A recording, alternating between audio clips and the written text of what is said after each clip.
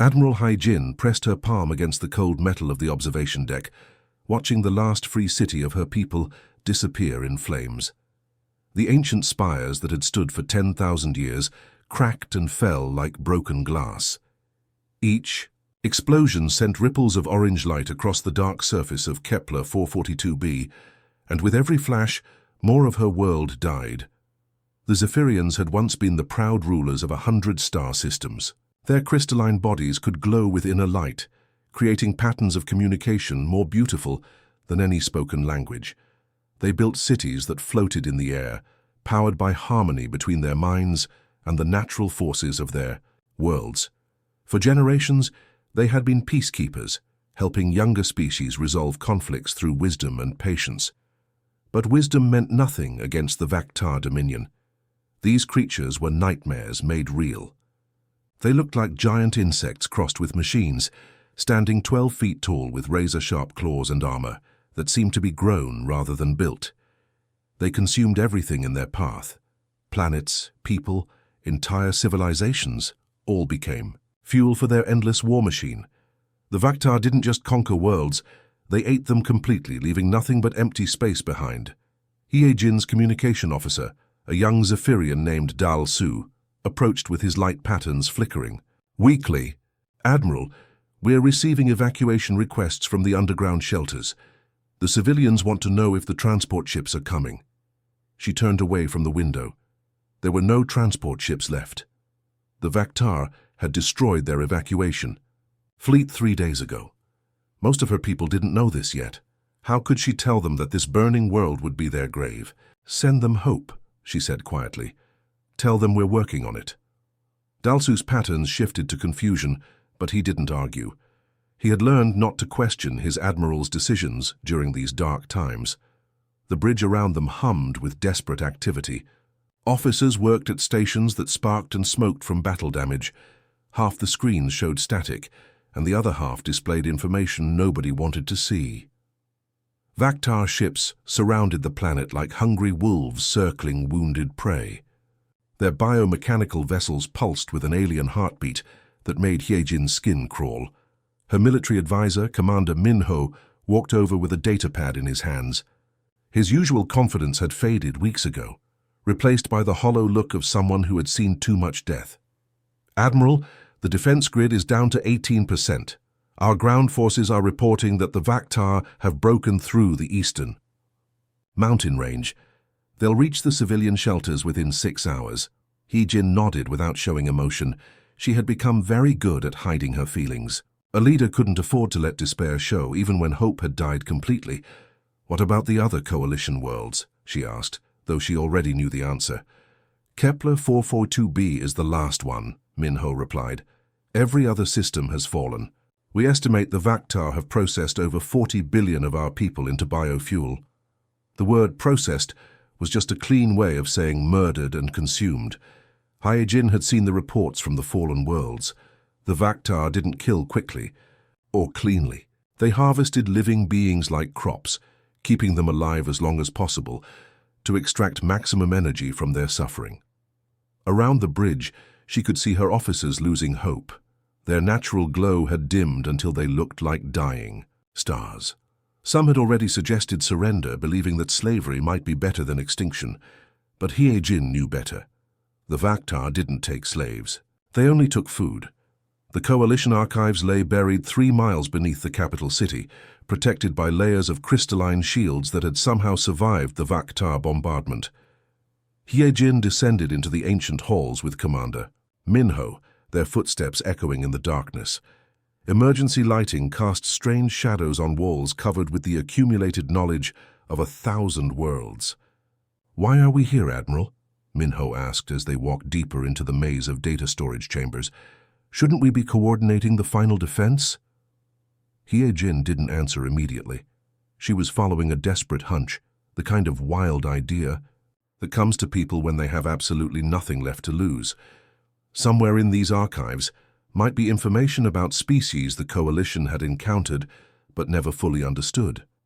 Perhaps one of them could help, or at least offer a different way to die than being slowly consumed by the Vaktar. They reached the xenobiology section, where dust-covered terminals hummed to life at their approach. Jin began searching through first contact reports, trade agreements, and diplomatic warnings. Most entries described peaceful species interested in art, philosophy, or scientific exchange. Nothing that could stand against the Vaktar war machine. Then she found it. A file marked with red warnings and sealed with multiple security protocols. The header read, Species Classification, Human, Origin, Sol System, Threat Level, Extreme. Caution advised. Humans. Minho peered over her shoulder as she accessed the file. I've never heard of them. The report was fragmentary, clearly written by someone who had been disturbed by what they witnessed. It described a border skirmish, 43 years ago, when Zephyrian scouts had encountered pirates attacking a human colony ship. The coalition forces had moved to assist, expecting to find grateful refugees needing rescue. Instead, they found something that made even seasoned Zephyrian warriors uncomfortable. The human colonists had already begun fighting back. Men, women, even their young, had turned their peaceful transport into a fortress. They used improvised weapons, booby traps, and tactics that the pirates couldn't predict. But it wasn't just their fighting ability that shocked the Zephyrian observers. It was their attitude toward violence. Where most species fought with reluctance, hoping to minimize casualties and end conflicts quickly, the humans seemed to embrace warfare as a natural state. They didn't just want to survive the pirate attack, they wanted to make the pirates suffer. They wanted revenge. They wanted to send a message that would prevent future attacks by being so brutally effective that nobody would dare threaten human civilians again. The Zephyrian scout captain, Jiwoo, had written in his report, "These beings fight with a fury that disturbs the soul. They do not see war as a necessary evil, but as a tool to be mastered. When cornered, they become something terrifying. I recommend minimal contact with this species until we better understand their psychological makeup." Further entries described how the humans had not only defeated the pirates, but had tracked down their base and eliminated every member of the raiding organization. The Zephyrians had tried to convince them that mercy was a virtue, that killing defeated enemies was unnecessary. The human response had been simple. We want to make sure this never happens again. Most disturbing to the coalition observers was how quickly humans could switch between kindness and killing. One moment they were sharing food with rescued prisoners, laughing and showing pictures of their families. The next moment they were systematically hunting down pirates with a coldness that made professional soldiers uncomfortable. The file contained several diplomatic notes from other galactic powers. The consensus was clear. Humans were too violent, too unpredictable, too willing to use extreme measures. Most civilized species had chosen to avoid contact with Sol System entirely.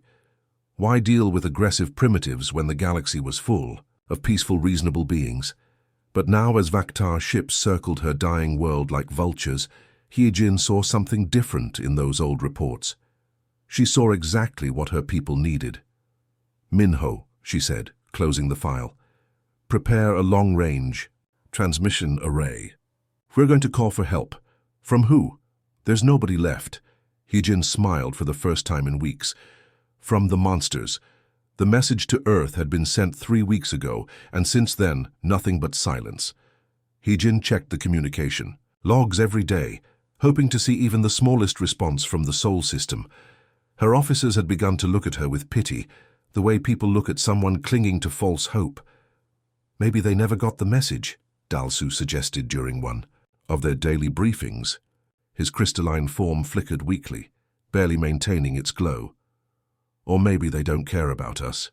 Hyejin stared at the tactical display, showing the shrinking bubble of coalition space.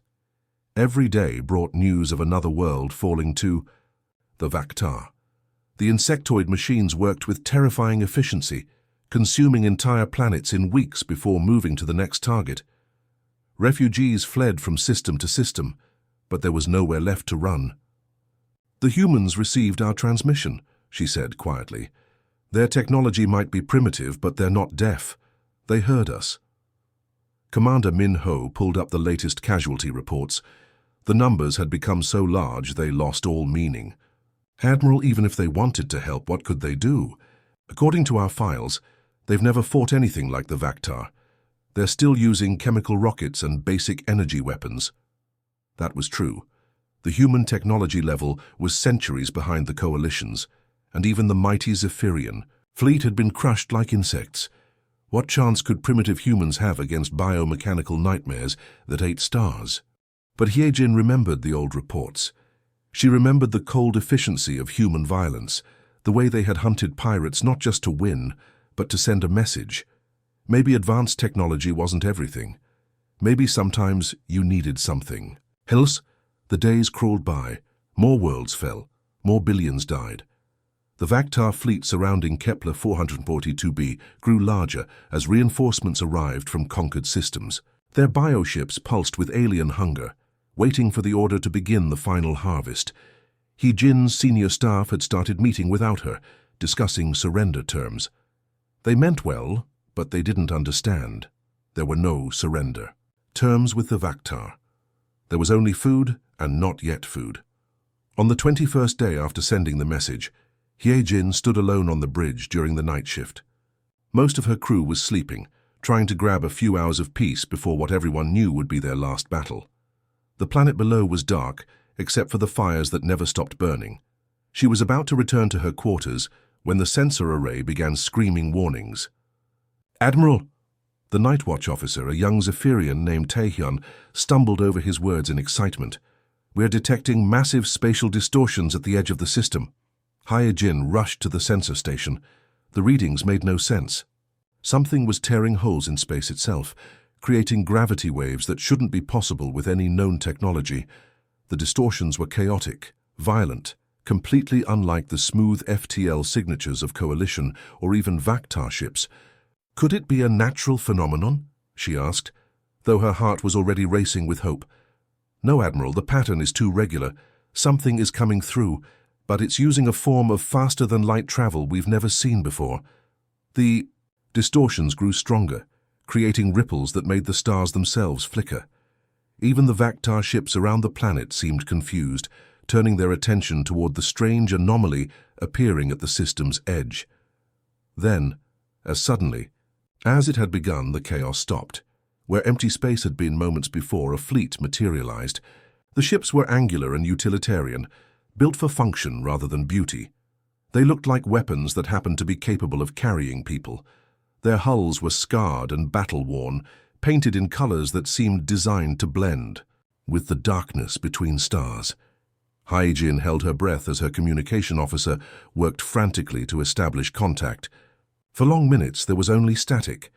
Then, cutting through the interference, came a voice speaking broken but understandable Zephyrian. "Coalition forces, this is Terran Expeditionary Fleet 7. We got your message." The voice was calm, professional, and absolutely terrifying in its quiet confidence. It belonged to someone who had traveled across the galaxy, not to rescue the Coalition, but to do what humans did best, to make their enemies pay. The communication channel crackled to life 12 hours after the human fleet's arrival. Hyejin had spent the night wondering if she had made a terrible mistake. The human ships maintained their position at the system's edge, silent and motionless like predators studying their prey. Even the Vactar seemed confused by these new arrivals, holding their attack while they tried to understand what they were facing. "Admiral Hyejin, this is Colonel Ji-ho of the Terran 3rd Shock Infantry Division," came the voice through the speakers. "Request immediate tactical briefing aboard my flagship. Come alone, but bring all available intelligence on hostile forces." Commander Min-ho stepped forward, his crystalline form flickering with concern. "Admiral, this could be a trap. We know nothing about their true intentions," but Hyejin was already preparing to leave. After weeks of hopelessness, someone was finally asking the right questions. Someone wanted to fight back. The human flagship was unlike anything in the Coalition fleet. Where Zephyrian ships were built for beauty and efficiency, this vessel existed purely for war. The corridors were narrow and functional, lined with blast doors and weapon storage compartments. Everything was painted in dull colors that wouldn't reflect light during combat. Colonel Ji-ho met her in the briefing room, and Hyejin immediately understood why other species found humans disturbing. He was shorter than most Zephyrians, but there was something in his eyes that made her step back instinctively. He looked like someone who had seen terrible things and had learned to do terrible things in response. "Thank you for coming, Admiral," Jiho said, gesturing to a chair. "I apologize for the condition of my ship. We've been fighting for 18 months straight to get here." "Fighting who?" Hee-jin asked as she sat down. "Pirates, mostly. Word got out that we were heading to Coalition space. Every raider and scavenger in 3 sectors tried to stop us." Jiho's expression didn't change. They learned better. He activated a holographic display showing the Vactar positions around the planet. "Now tell me about these insects. How do they breed? What drives their behavior? Do they have families, leaders, or social structures we can exploit?" Hye-jin blinked in surprise. "Colonel, shouldn't we discuss their military capabilities first? Their weapons, ship configurations, battle tactics? I can see their ships from here," Jiho replied. "What I need to understand is how they think. You can't truly defeat an enemy until you know what they fear." For the next 2 hours, Hye-jin answered questions that no Coalition military officer had ever asked. Jiho wanted to know about Vactar reproduction cycles, their need for organic fuel, the way they processed captured populations. He asked about their communication methods, their decision-making hierarchy, and whether they felt pain or fear. "The Vactar don't negotiate," Hee-jin explained for the 3rd time. "They don't take prisoners or make deals. They only consume. Every attempt at communication has been ignored." "What about their young?" Jiho asked. "Do they protect their nurseries?" "Yes, but Colonel, you have to understand, the Vactar aren't just soldiers. They're a force of nature. They've conquered hundreds of species, consumed entire star systems. They're unstoppable." Jiho leaned back in his chair, and for the first time since meeting him, Hye-jin saw him smile. It was not a pleasant expression.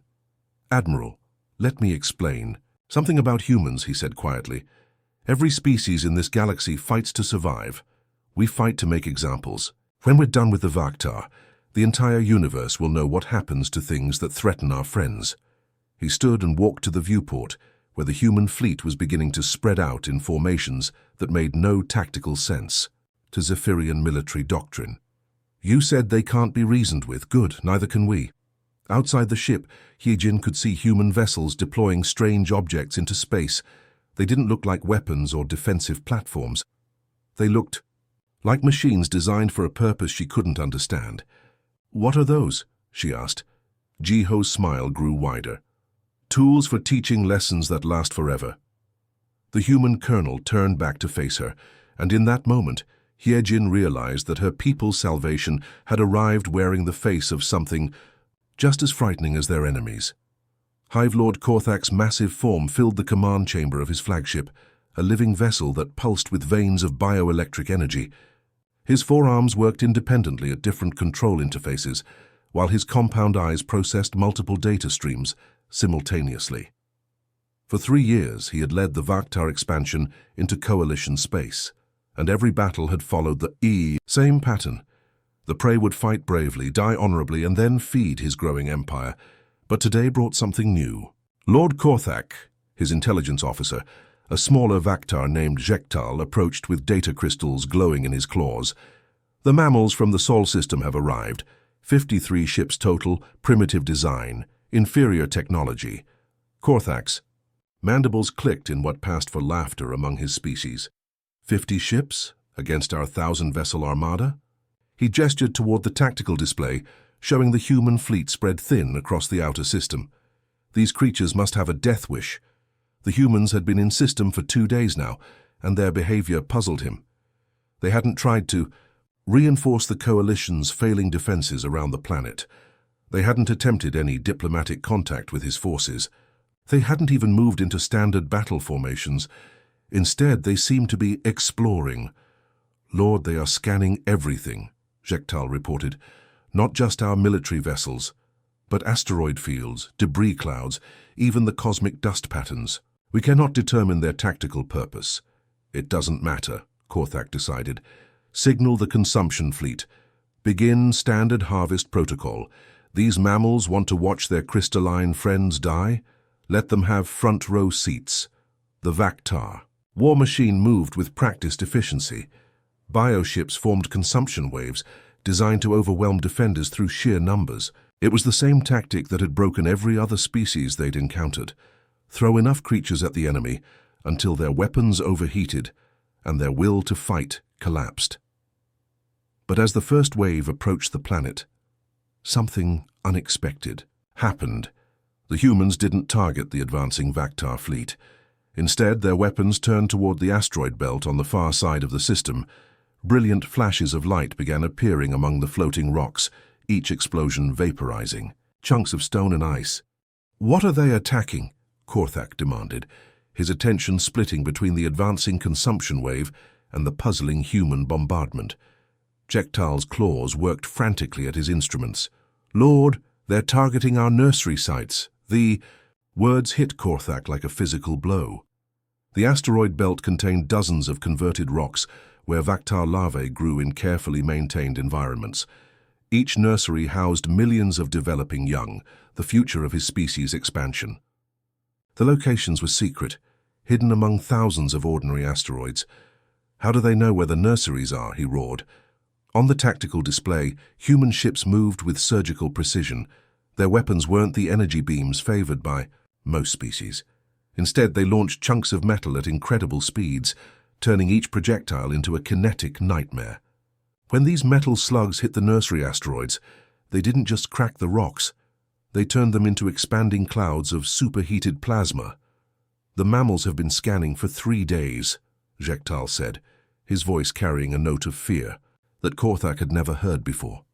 "They weren't looking for our weapons or defenses. They were looking for our children." Another flash lit up the asteroid belt. Another million larvae died before they could mature. The humans worked systematically, targeting every nursery site with ruthless efficiency. They had spent 2 days mapping the entire system, identifying which rocks contained life and which were just empty stone. Korthak felt something he hadn't experienced in decades of conquest: uncertainty. Every species the Vactar had fought tried to defeat their military forces. These humans had ignored his 1,000-ship armada and gone straight for something more precious than any weapon. "Recall the consumption waves," he ordered. "Redirect all forces to protect the nursery sites." But it was too late. The humans had planned this perfectly. While his attention focused on the dramatic fleet movements near the planet, they had quietly positioned ships throughout the asteroid belt. Now they struck everywhere at once, faster than his forces could respond. "Lord," Jektal's voice was barely a whisper, "we're receiving reports from all nursery sites.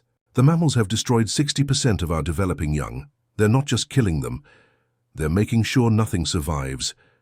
Complete sterilization." Korthak stared at the tactical display as more nursery sites disappeared in flashes of artificial stars. The humans weren't fighting a battle.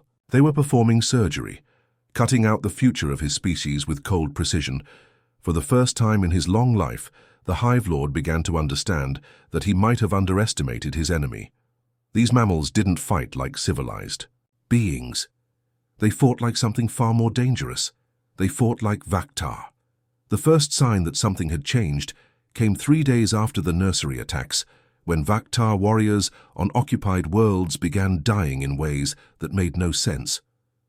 Commander Hyuk, leader of a human special operations team, watched through his armor's sensors as another Vactar patrol stumbled through the ruins of what had once been a Zephyrian city. The insectoid soldiers moved differently now. Their usual, confident swagger had been replaced by nervous twitching.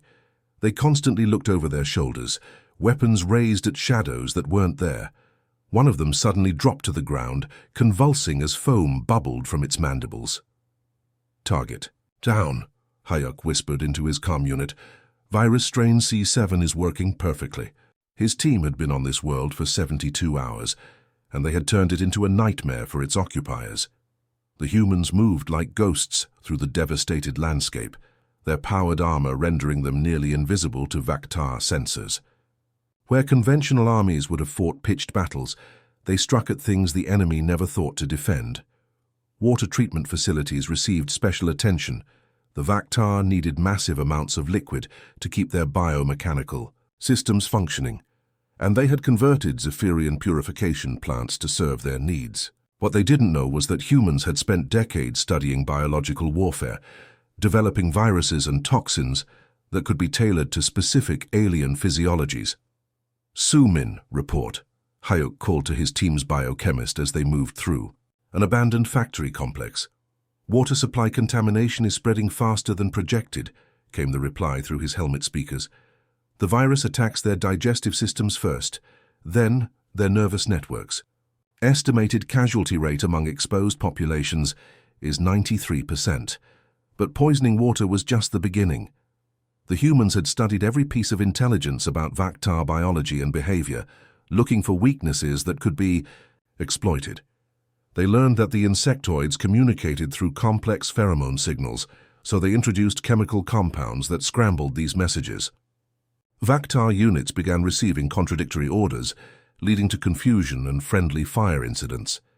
They discovered that certain sound frequencies caused pain to Vactar auditory organs, so they hijacked communication networks to broadcast these tones continuously.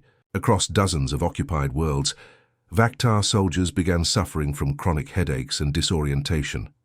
Most disturbing of all was what the humans did to the food chain. The Vactar consumed local wildlife to supplement their biofuel requirements, assuming that anything safe for the original inhabitants would be safe for them. The humans introduced engineered organisms that looked and tasted normal but carried genetic time bombs. Vactar, who ate contaminated prey, developed organ failures, weeks later dying slowly and painfully. Jinwoo, status on the psychological operation? Hayuk asked as his team prepared to leave their current location. Broadcasting on all frequencies, his communications specialist replied. The sounds are working better than expected. Vactar. Central Command has received over 400 reports of warriors abandoning their posts due to auditory distress. The psychological warfare went beyond just harmful frequencies. The humans had recorded the death screams of Vactar larvae from the nursery attacks and played them continuously on occupied worlds. They broadcast these sounds from hidden speakers placed throughout ruined cities, creating an atmosphere of constant dread. They also used the Vactar's own success against them. Every species the insectoids had conquered had left behind ruins, and the humans turned these graveyards into haunted theaters.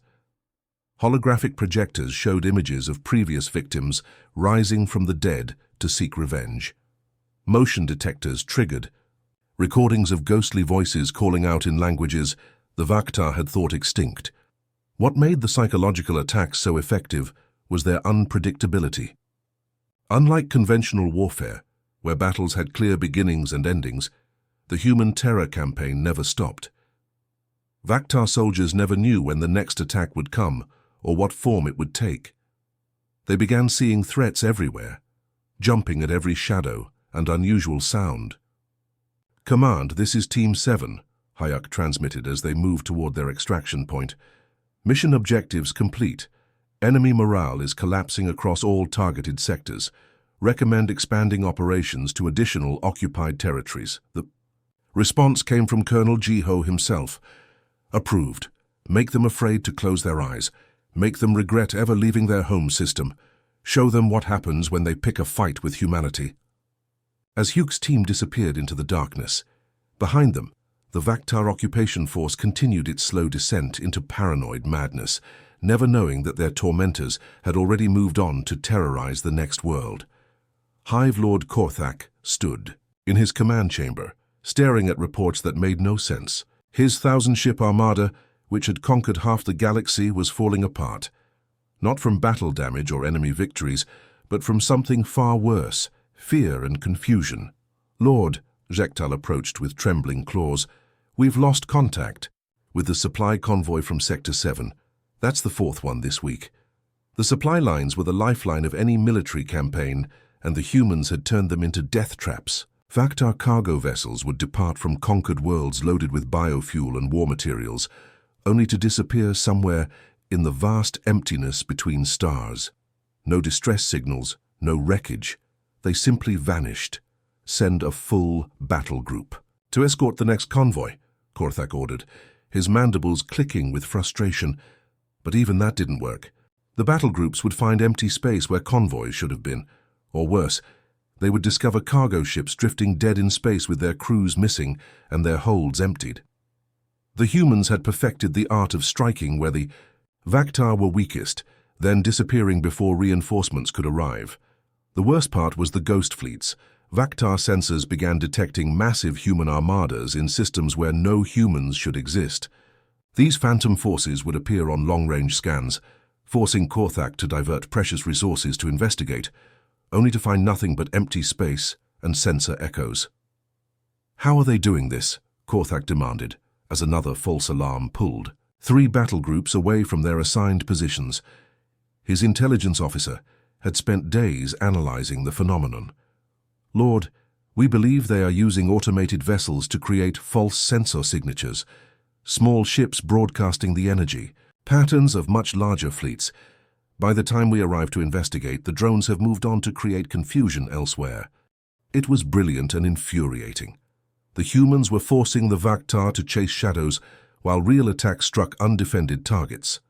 Korthak's carefully organized invasion had become a scattered mess of confused units responding to threats that didn't exist while ignoring the dangers that did.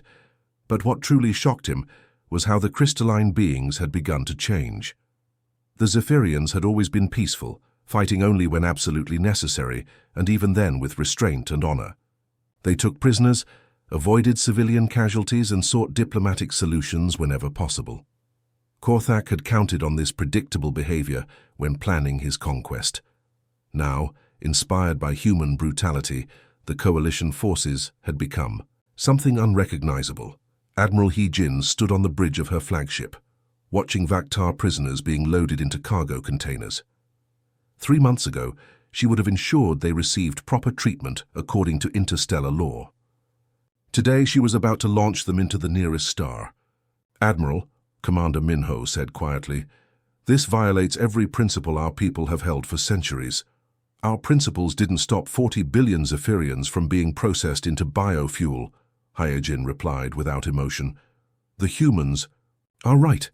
Sometimes you have to become the monster to defeat the monster." The coalition had learned from their human allies that warfare wasn't about honor or fairness. It was about making the enemy suffer so badly that they would never again consider you a target. Zephyrian forces began adopting human tactics, striking at Vaktar nurseries, poisoning their water supplies, and broadcasting the screams of dying. Larvae across every communication channel. The crystalline beings discovered they had a talent for psychological warfare. Their natural bioluminescence could create light patterns that triggered seizures in Vaktar nervous systems.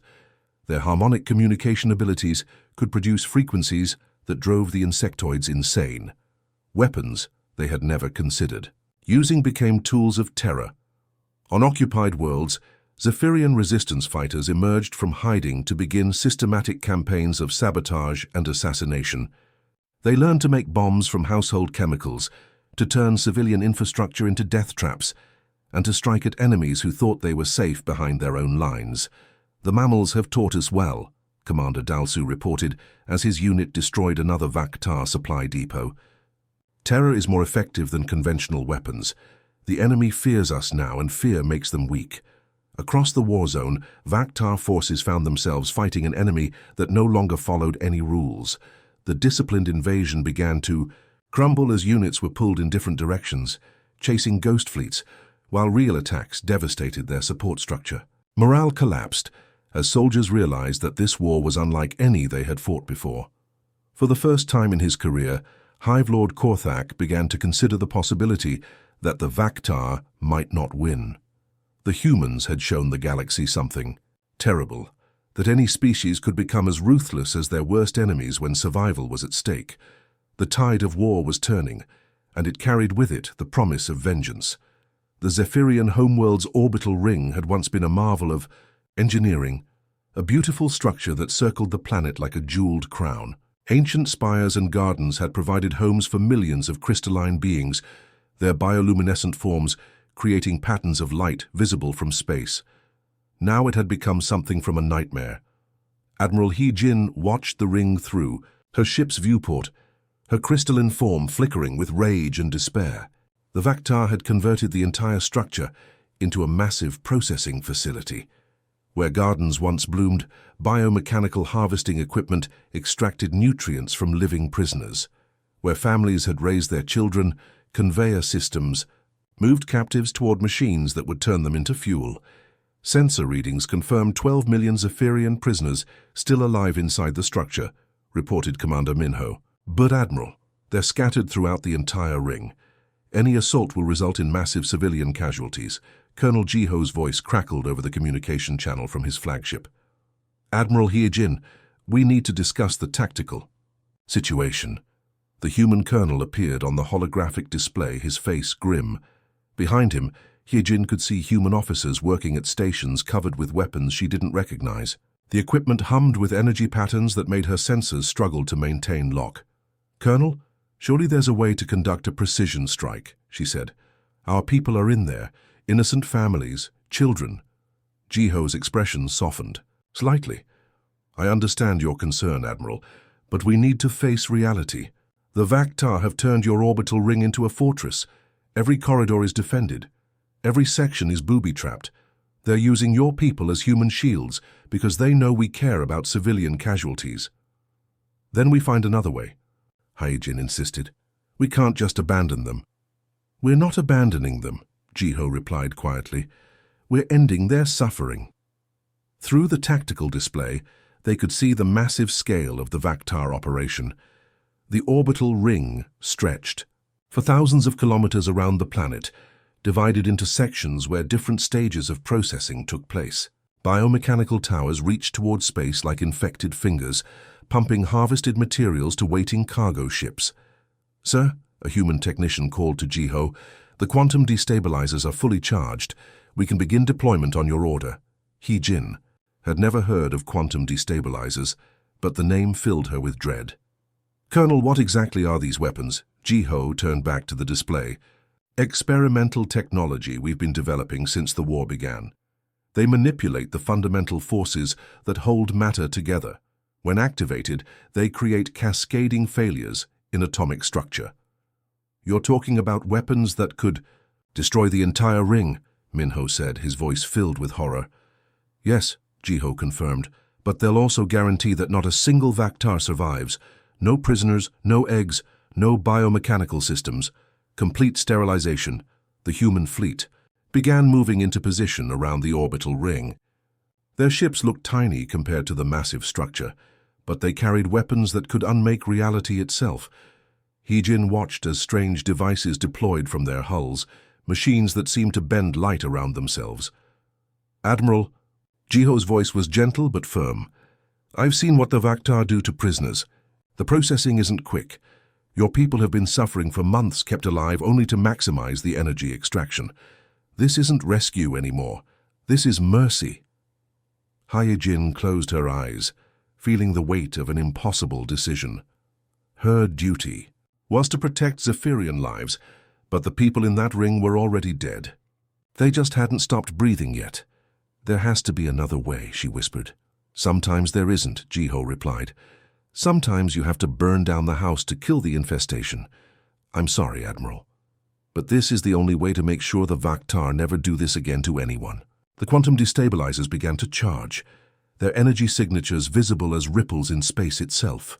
Around the orbital ring, reality started to flex and bend as fundamental forces were pushed beyond their limits. All human vessels, this is. Colonel Jiho, came the transmission across all channels. Weapons free, turn that nightmare into ash. The first quantum pulse hit the ring's outer section, and what happened next defied description. Matter didn't explode or burn. It simply stopped being.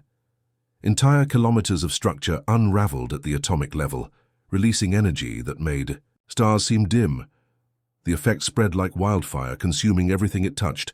Vaktar bioships tried to flee, but there was nowhere to run. The quantum fire followed them, unmaking their vessels and crews with perfect efficiency. The orbital ring became a cascade of destruction, each section feeding power to the next, until the entire structure became a brief new sun in the darkness. When the light faded, nothing remained but empty space, and the memory of justice served. Cold. The silence after the orbital ring's destruction was deafening. For months, The space around the Zephyrian homeworld had been filled with the constant hum of Vactar bioships and processing equipment. Now there was nothing but empty void and slowly dispersing energy clouds where 12 million souls had found their final peace. Admiral He-Jin stood on her bridge, watching as Coalition survivors emerged from underground shelters across the planet's surface. Her sensors detected scattered groups of Zephyrians crawling out of hiding places they had occupied for over a year. These were the lucky ones who had avoided capture when the Vactar invasion began. Their crystalline forms flickered weakly, like dying stars struggling to maintain their light. "Admiral," Commander Minho approached with casualty reports, "we've confirmed the complete destruction of all Vactar forces in this system. No survivors detected. But our own losses—" He paused, unable to finish the sentence. He-Jin nodded. She knew the numbers. Of the 43 billion Zephyrians who had lived in Coalition space before the war, fewer than 2 billion remained. Entire worlds had been consumed, their populations processed into biofuel. Centuries of culture, art, and knowledge had been erased in less than 2 years. But they had survived. Against impossible odds, they had survived. The human fleet maintained its position at the system's edge, their angular ships still broadcasting the energy signatures of weapons that could unmake reality. Over the past 6 months, these vessels had become symbols of salvation and terror in equal measure. They had saved the Coalition, but the methods they used haunted everyone who witnessed them. "Incoming transmission from the Terran flagship," Dalsu announced. From the communication station, Colonel Jiho appeared on the main display, looking older than when he had first arrived. The war had aged him, just as it had aged everyone who survived it. But there was something else in his eyes now, a satisfaction that came from a job completed successfully, no matter the cost. "Admiral He-Jin," he said, "our mission here is complete. The Vactar threat has been eliminated, and Coalition space is secure. We'll be departing within the hour." "Colonel," He-Jin began, then stopped. What could she say? "Thank you for saving us? Thank you for showing us how to become monsters? Thank you for teaching us that survival sometimes requires abandoning everything we believed in." "You have something on your mind, Admiral," Jiho observed. "The methods you used," she said finally. "The quantum weapons, the biological warfare, the psychological torture. These aren't the tactics of a civilized species." Jiho's expression didn't change. "No, they're not. They're the tactics of a species that refuses to die quietly." Around the bridge, Zephyrian officers listened to this exchange with mixed emotions. The humans had saved them, but they had done so by embracing a level of warfare that violated every principle the Coalition had held sacred. They had poisoned water supplies, broadcast sounds that drove enemies insane, and deployed weapons that erased matter from existence. "The galaxy will remember what happened here," He-Jin said. "Other species will fear humanity." "Good," Jiho replied without hesitation. "Fear prevents wars. When the next group of would-be conquerors looks at a star map and sees human territory, they'll remember what we did to the Vactar. They'll remember that some species are too dangerous to threaten." The human colonel leaned forward, his gaze intense. "Admiral, let me tell you something about the universe. It's full of monsters.